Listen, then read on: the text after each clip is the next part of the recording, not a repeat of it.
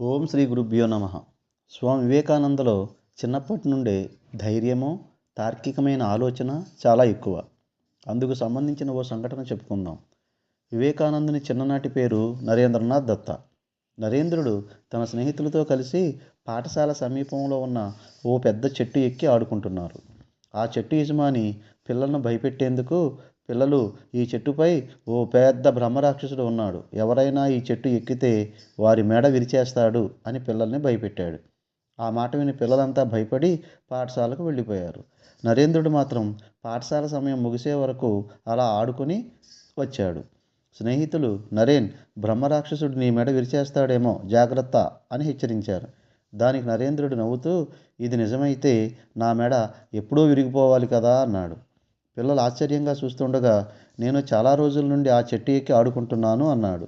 స్నేహితులు నిజమా అని సంభ్రమంగా చూడగా, నరేంద్రుడు, ఎవరో ఏదో చెప్పారని నమ్మకండి, మన అనుభవం ద్వారానే చాలా వాటిని తెలుసుకోవాలి అన్నాడు.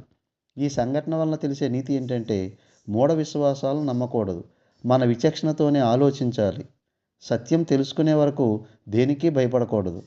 అనగా ఏ విషయాన్నైనా శాస్త్రీయ దృక్పథంతోనే పరీక్షించి తెలుసుకోవాలని స్వామి ఉద్దేశం.